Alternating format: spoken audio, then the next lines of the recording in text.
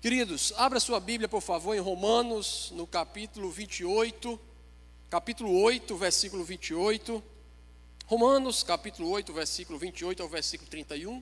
Estão aqui alguns versículos que eu quero ler, do apóstolo Paulo, escrevendo a essa igreja que estava em Roma, e que traz aí palavras bastante profundas ao nosso coração, nos incentivando a aprendermos a confiar em um futuro onde Deus está no controle. Amém? Quantos creem que Deus está no controle de todas as coisas?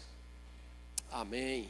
A palavra do Senhor diz assim: sabemos que Deus age em todas as coisas para o bem daqueles que o amam, dos que foram chamados segundo o seu propósito. Pois aqueles que de antemão conheceu, também os predestinou para serem conforme a imagem de seu Filho, a fim de que ele seja o primogênito entre muitos irmãos. E os que predestinou, ele também chamou. Aos que chamou, ele também justificou. Aos que justificou, também glorificou. Que diremos, pois, diante dessas coisas? Se Deus é por nós, quem será contra nós? Amém? Você pode dar glória a Deus por isso? Deus é conosco, meus irmãos. Queridos, Paulo está escrevendo a essa igreja, trazendo a ela uma apresentação do seu ministério. Paulo sonhava em chegar até essa região e ali poder ministrar ao coração deles aquilo que Deus havia derramado sobre a sua vida. Ele queria também contribuir com aqueles irmãos ali em Roma, trazendo a vivência, a experiência, o dia a dia que ele começou a viver a partir do momento em que, indo para Damasco, teve um encontro com o seu Salvador, o nosso Salvador, Jesus Cristo de Nazaré. Essas palavras, quando lemos, temos em nosso coração uma confiança profunda, porque Paulo aqui está dizendo que todas as coisas que acontecem no mundo, tudo aquilo que acontece ao nosso redor, está cooperando para que a vontade de Deus se estabeleça em nossas vidas. A palavra traz à luz um princípio, uma verdade muito importante para a caminhada cristã, que é essa de saber que Deus, ele não parou no tempo, ou ele mudou o seu propósito, ou ainda deixou de realizar algo em nossas vidas, ou em nossa comunidade, ou nesta geração, por causa dos fatos, acontecimentos e realidades que estão acontecendo. Jesus disse que Deus trabalha até o dia de hoje. O Senhor, ele não para a sua obra, dia e noite ele está trabalhando para que todas as coisas que acontecem no mundo converjam, se voltem para o centro da sua vontade. E ele então não perde nada de vista, ele não perde nada do controle, pelo contrário, aquilo que está acontecendo com a sua vida hoje faz parte daquilo que Deus está querendo construir na sua vida. Talvez você olhe e diga: mas pastor, o senhor não sabe o que é que está acontecendo na minha vida. O senhor não sabe a tribulação e a dificuldade, as lutas que eu tenho enfrentado. É verdade, eu posso não saber do que está acontecendo na sua vida, mas Deus sabe tudo o que está acontecendo em sua vida. Ele sabe tudo o que se passa em seu coração. Ele sabe todos os seus pensamentos, até mesmo quando você está trancado em seu quarto, debaixo de um lençol, ou talvez até escondido embaixo da cama. Deus está sondando e conhecendo o seu e o meu coração. Logo, nada está fugindo do seu controle, e Paulo está querendo trazer esta verdade ao coração daqueles irmãos. E Paulo podia falar daquilo com muita propriedade. Afinal de contas, ele tinha passado por tribulações que provavelmente, se fosse na minha vida ou na sua vida, nós teríamos desistido em algum momento da nossa caminhada. Com certeza, talvez, se nós tivéssemos nos deparado com situações que esses homens nessa geração passaram, situações de morte, situações aonde, como Paulo falou, chegou a acreditar que ali ele iria perder a sua vida, talvez nós, em algum momento, duvidássemos se iríamos continuar seguindo por aquele caminho ou se iríamos procurar um caminho mais fácil. Quem aqui nunca, ao ouvir uma direção de Deus, um direcionamento do Espírito Santo do Senhor para a sua vida, não pensou duas vezes se aquilo você iria fazer ou não? Com certeza, nós não temos de prontidão em nosso coração, em nossa natureza carnal, a disposição de Deus falar e a gente imediatamente fazer. A nossa natureza carnal, as Escrituras dizem que ela se inclina para aquilo que é contrário à vontade de Deus. O homem carnal, ele não consegue se inclinar para a vontade do Senhor, principalmente quando essa vontade, ela vem contrária completamente àquilo que eu e você desejamos. Mas Paulo estava exortando aqueles irmãos a entenderem que mesmo nesses momentos, aonde o nosso coração está querendo fugir da vontade de Deus, está querendo fugir do direcionamento do Espírito, nós busquemos o fortalecimento para confiar na suprema e bondosa vontade de Deus. Deus tem planos de paz para as nossas vidas. Deus tem planos de bênçãos para as famílias, para os nossos corações e as nossas vidas. Ainda que a luta seja intensa, ainda que a dificuldade seja grande, Deus está trabalhando para que todas as coisas cooperem para o nosso bem e a vontade do Senhor seja cumprida. Deus, Ele age em todas as coisas para o nosso bem. Isso significa, meus irmãos, mesmo em meio a um barco querendo afundar, Paulo podia olhar para todos que ali estavam e dizer para eles: não se desesperem da sua própria vida, porque um anjo de Deus me visitou essa madrugada e disse que nenhum dos que estavam aqui iriam se perder. O barco iria ser destruído. As coisas que nós estamos carregando nesse barco, os alimentos, todo o mantimento que nós temos, tudo isso será perdido, mas não temam, porque nenhum de vós se perderá, porque o Senhor está guardando as nossas vidas para que o seu propósito seja realizado. Não importa o que Deus esteja levando, meus irmãos. Não importa a pessoa que Deus esteja tirando da sua vida, Deus sabe o porquê que Ele está fazendo com que esta obra seja realizada em seu coração. Muitas vezes nós até achamos que Deus nos esqueceu ou não está olhando para nós. Será que Paulo, o apóstolo que várias vezes foi chicoteado, várias vezes teve que fugir de cidades, porque o plano era que a sua vida seria tirada, será que ele, em nenhum momento, ele pensou, dizendo: aonde é que está Deus? Aonde que o Senhor está? Já que eu estou nesta situação, nesse momento como eu me encontro, meu irmão, eu acredito que muitas foram as vezes que esse pensamento veio no coração de Paulo. Eu acredito que muitas foram as vezes que Paulo chegou em uma situação, como em um cárcere, onde ele e Silas estavam presos, pés, mãos atados, chicoteados, costas sangrando, em um lugar escuro, fechado. Eu creio que ali, por algum momento, ele para, olha e diz: Senhor, aonde você está? Por que eu estou nessa situação?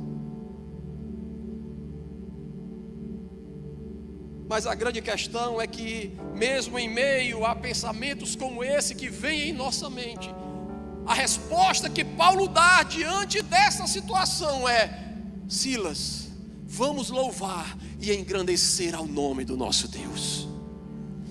Vamos, Silas, em meio a esta situação, que parece que tudo vai se acabar, que parece que daqui nós não vamos passar, nesse momento, Silas, vamos louvar e engrandecer ao nome do Senhor Jesus. Eu não sei que hino aqueles homens cantaram naquele lugar, mas o que eu sei é que a sua adoração invadiu os céus e o Senhor veio com um grande livramento sobre a vida de Paulo e Silas na prisão. Talvez o que esteja faltando na sua vida é esse momento, é essa virada de chave, de na hora que a mente vem dizendo: não vai dar certo, você vai perder, você vai ser traído, você vai ser passado para trás. Nesse momento, talvez o que esteja faltando é você dobrar o seu joelho e engrandecer ao nome daquele que conhece e sabe todas as coisas.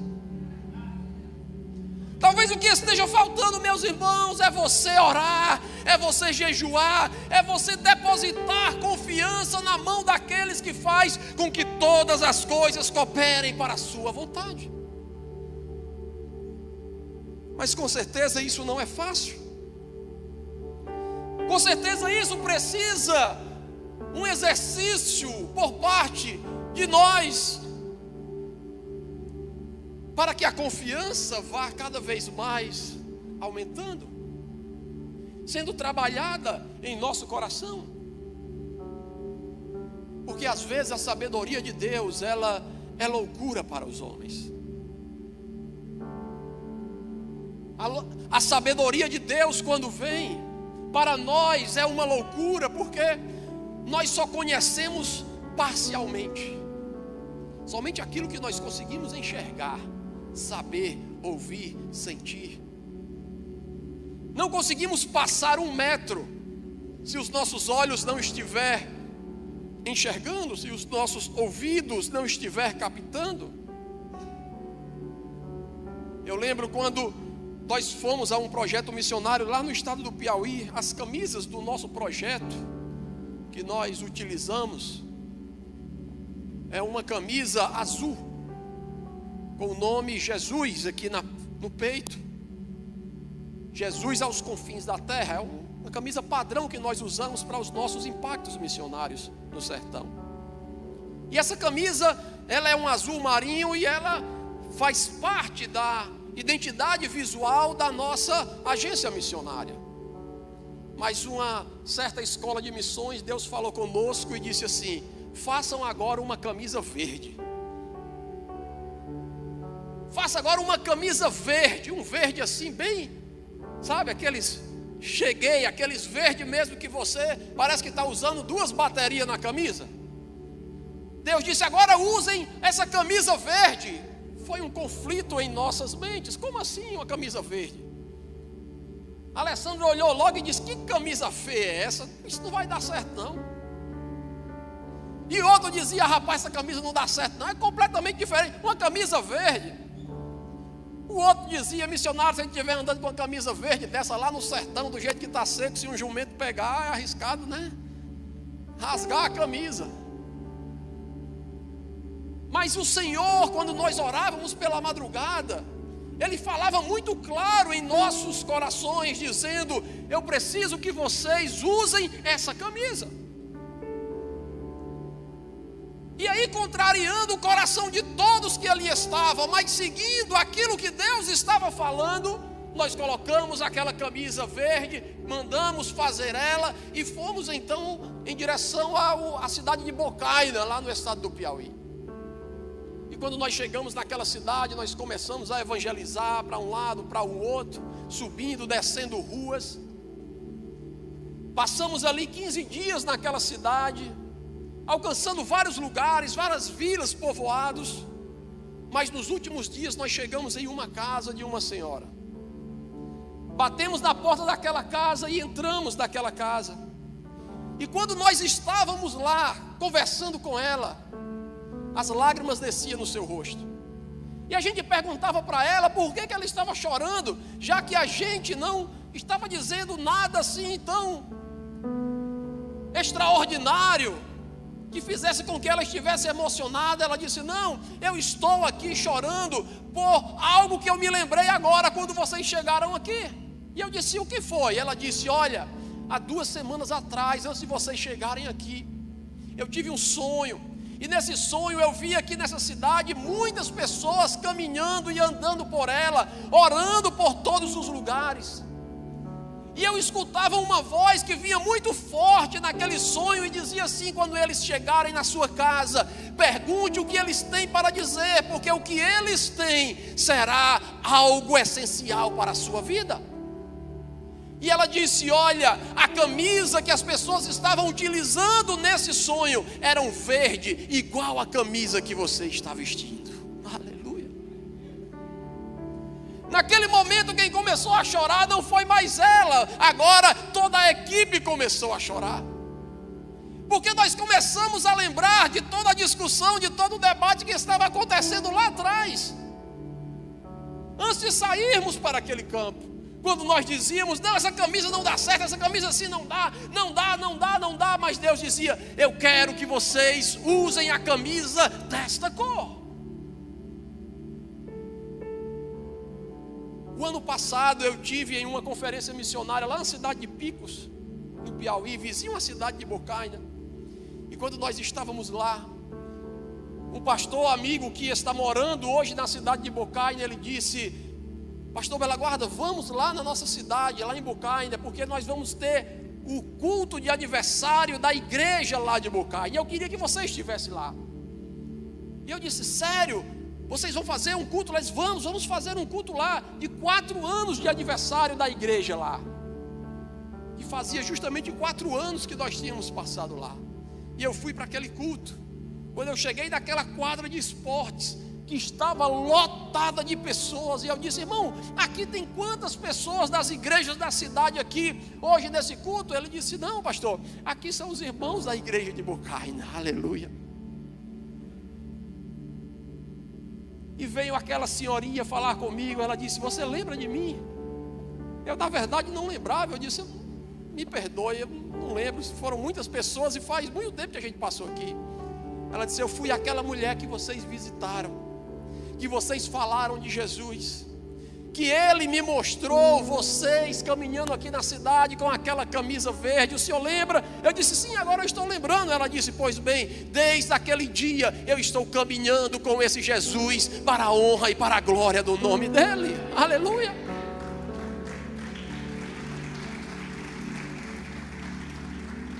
Deus, Ele é soberano, meus irmãos, e Ele sabe porque Ele nos dá certos caminhos para trilhar, porque Ele está vendo muito lá na frente.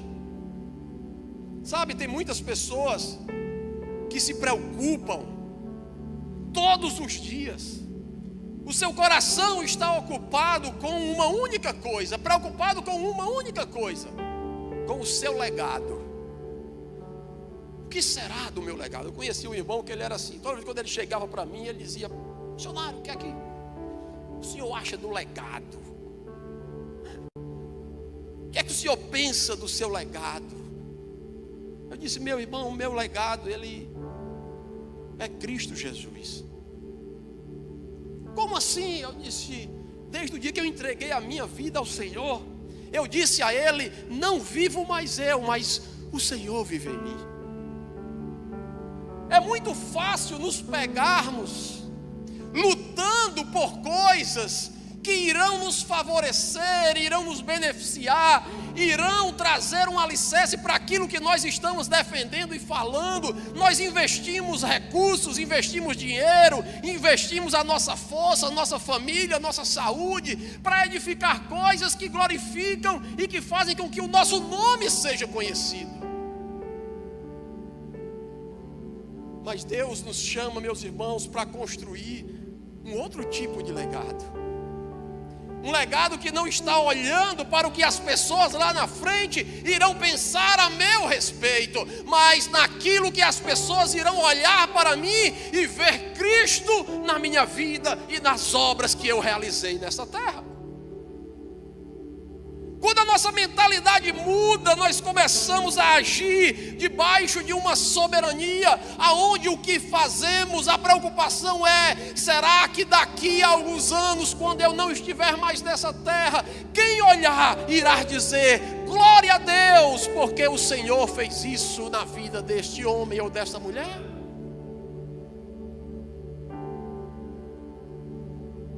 Quando isso entra, quando a nossa chave na nossa mente vira e entende esse propósito, meus irmãos, aquilo que nós fazemos, o que esperamos não é algo nesta terra.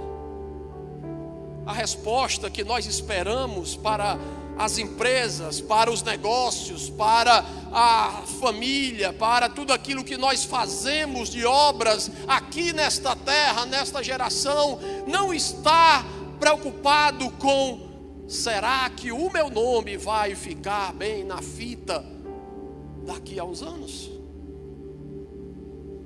Aqueles que confiam nesse Deus, que faz com que todas as coisas cooperem para o bem, estão pensando em um dia em que o apóstolo Paulo diz que será conhecido como o tribunal de Cristo, aonde ali sim o nosso legado estará sendo colocado diante de um fogo que irá passar e purificar, para que as nossas obras, as minhas, as suas, sejam provadas pelo fogo, para que, se aquilo que nós fizemos foi em Deus, Ele permanecerá.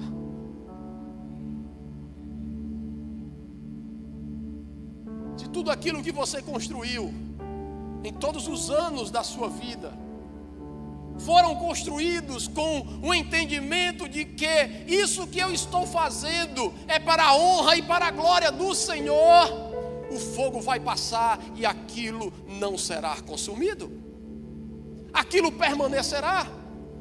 E a palavra diz que aquilo permanecendo, nós então teremos o nosso galardão. Teremos agora o prêmio, aleluia, que Deus tem preparado para todos aqueles que o amam, para todos aqueles que disseram não para as suas vidas, mas disseram: Senhor, Tu és tudo em mim, faz a Tua vontade sobre a minha vida.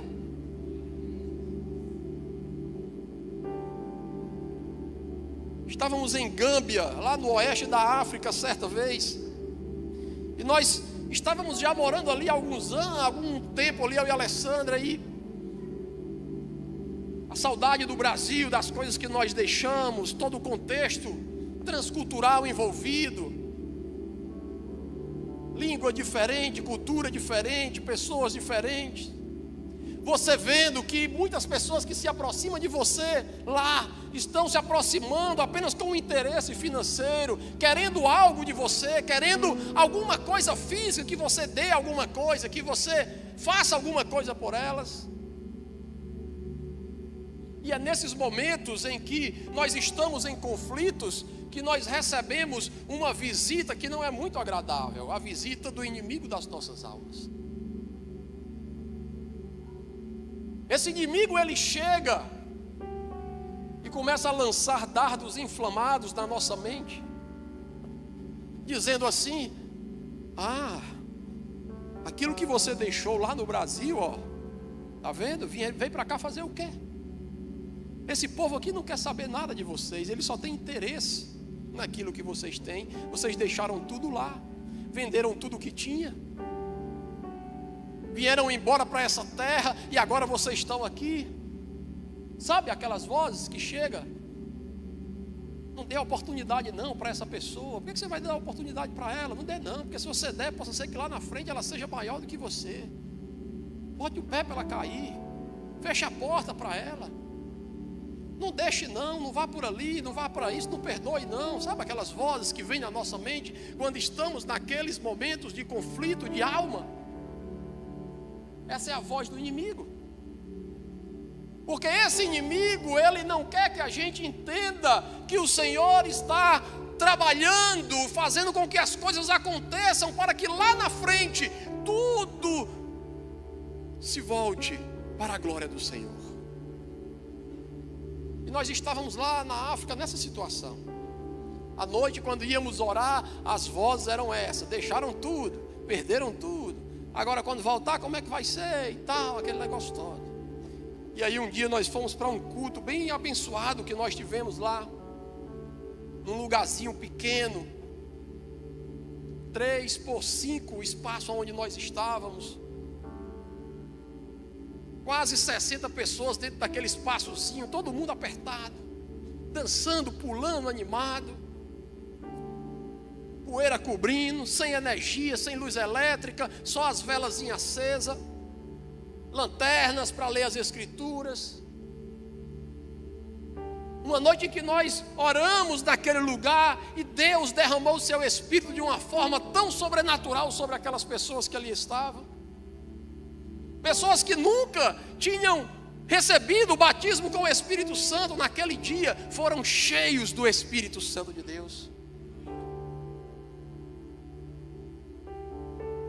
Para a gente aqui é fácil identificar quando Deus está movendo poderosamente no nosso meio. Basta você olhar para alguém, quando aquela pessoa está falando uma língua que você não entende, você já sabe, né? Deus está no mistério aqui, né? Já tem gente falando em língua estranha.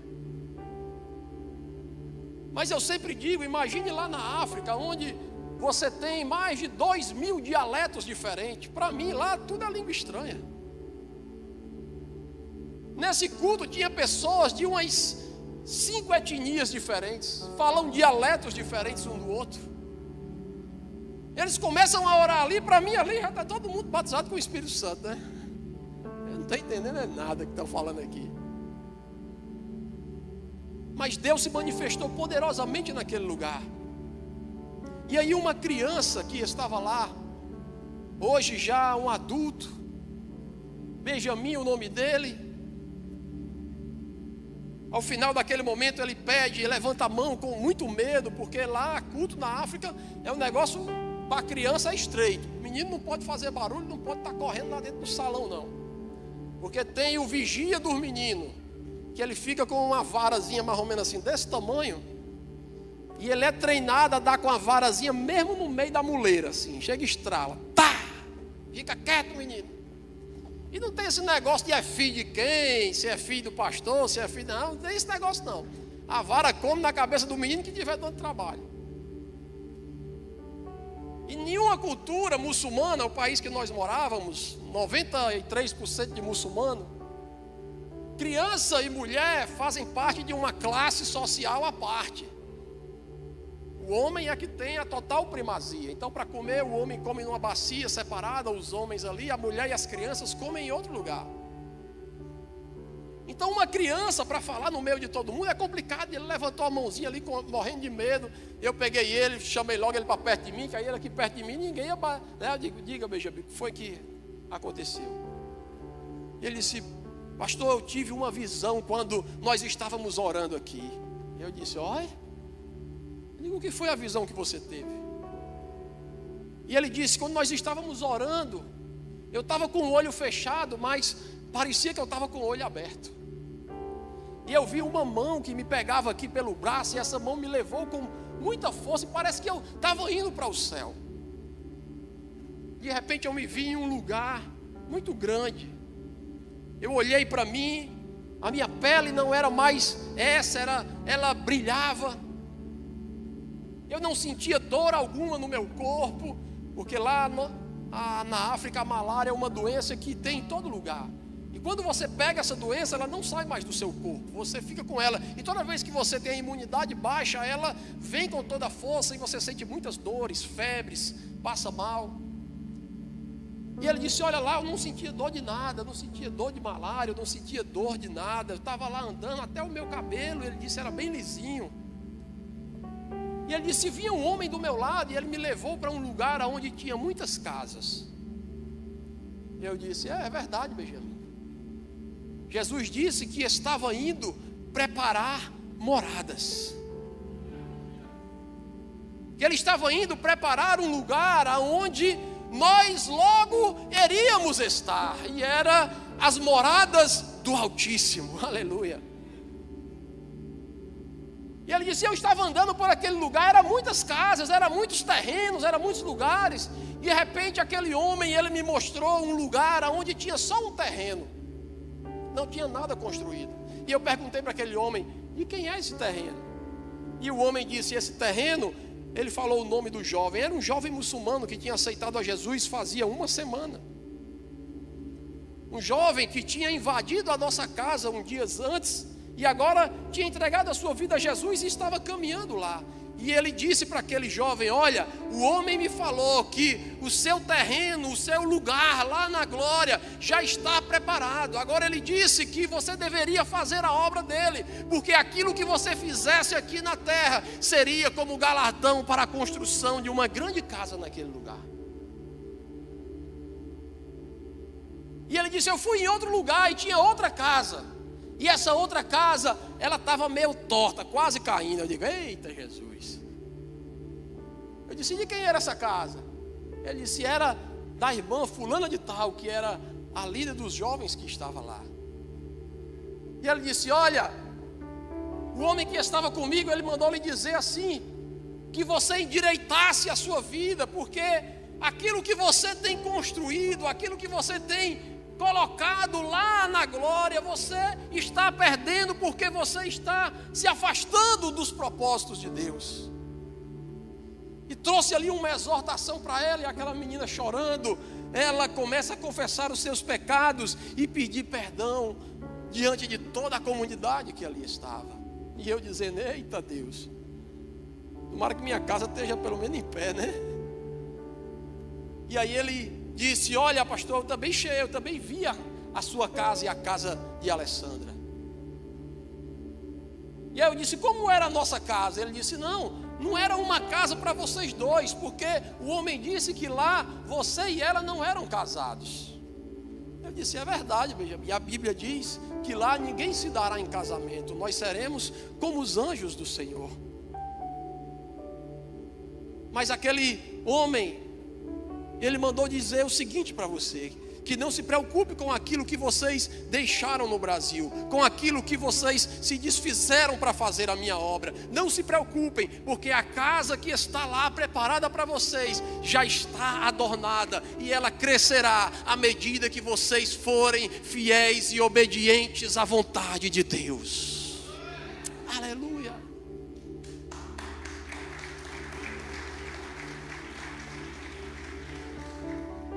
Ele foi preparar moradas, meus irmãos, para mim e para você. Você também tem uma casa lá. Lá também existe um lugar que foi preparado para você. Um livro, está escrito o seu nome. Lá existe uma pedrinha branca, que em Apocalipse é descrita como uma pedra que tem um nome, que só você entende esse nome. Aleluia. Nem a sua esposa, nem a pessoa que está ao seu lado sabe o que está escrito naquela pedrinha, mas Deus, aquele que escreveu, conhece você pelo seu nome, o seu nome verdadeiro diante dele. Aleluia.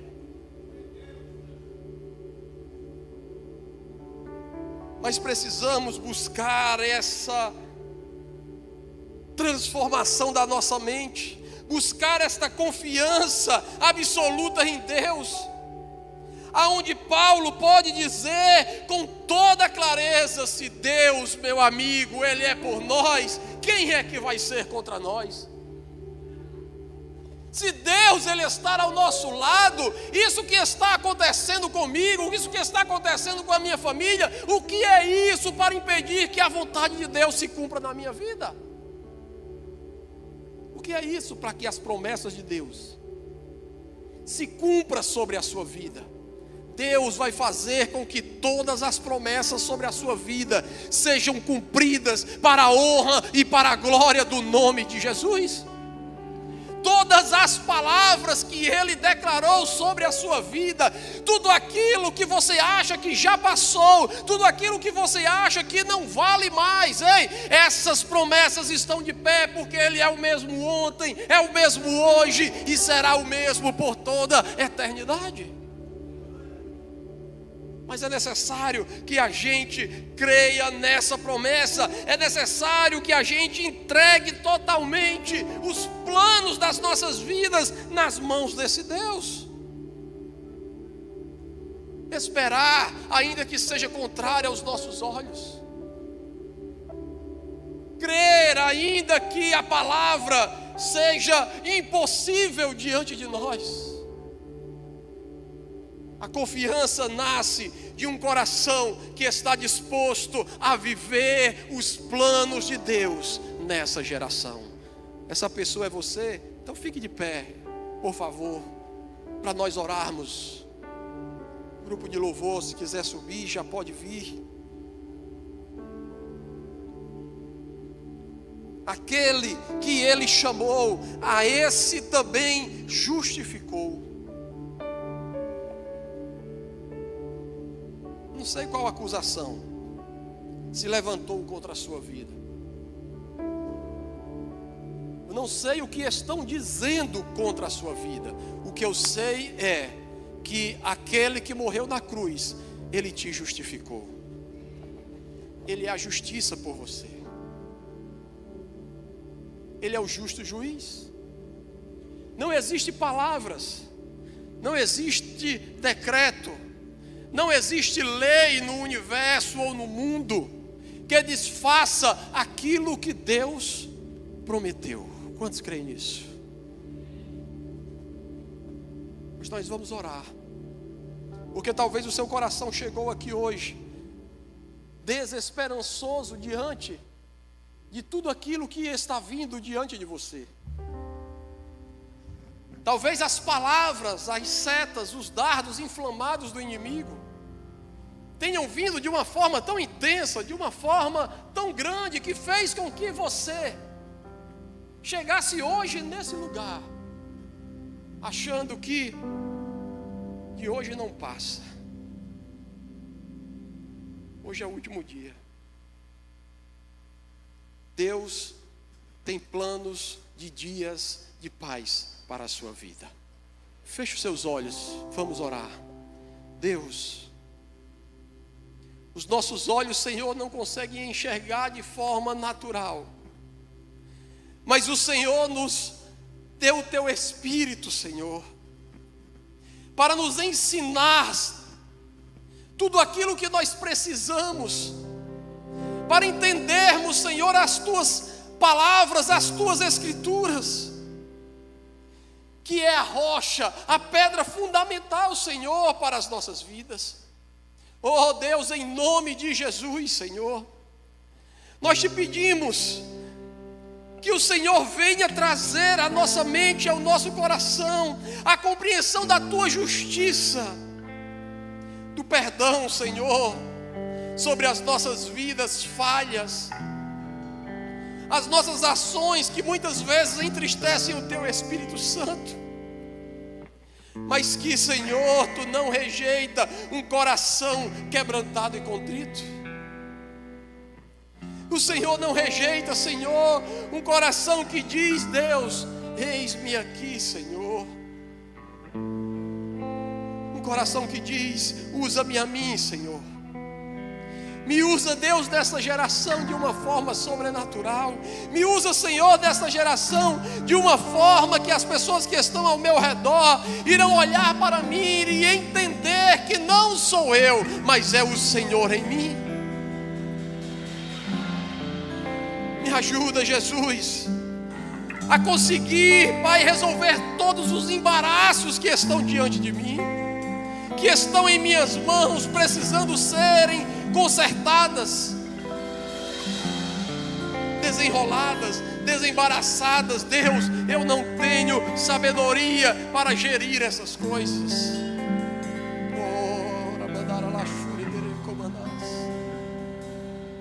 Senhor, em nome de Jesus, Dá sabedoria, Senhor, a todo aquele que essa noite pede, Senhor. Porque a tua palavra diz que o Senhor dá a todo aquele que busca. O Senhor não passa em rosto, Senhor, mas antes o Senhor confirma a sua palavra. O Senhor confirma as tuas promessas em nossos corações de uma forma, Senhor, que não há dúvidas de que é o Senhor falando conosco, de que é a tua palavra ministrada ao nosso coração. Deus, perdoa os nossos pecados. Essa noite, Jesus, eu quero entregar a minha vida a Ti, Senhor, porque eu quero que as coisas cooperem na minha vida para o meu bem, Senhor. Eu quero que as coisas cooperem para que tudo possa convergir para a honra e para a glória do Senhor, Deus.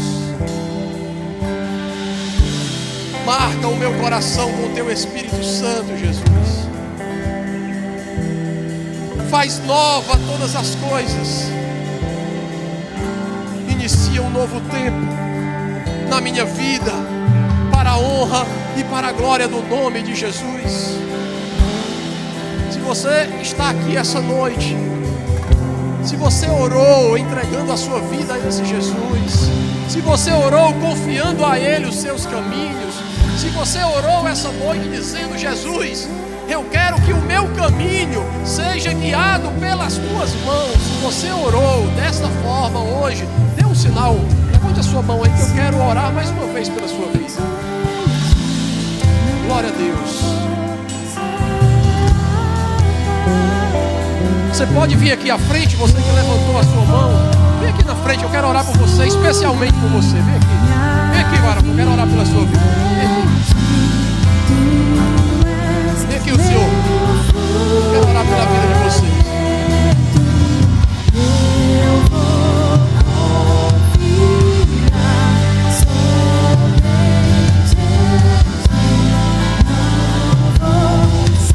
Estenda a sua mão para cá. Feche seus olhos. Os pastores e voluntários podem vir aqui à frente para orar por esses irmãos.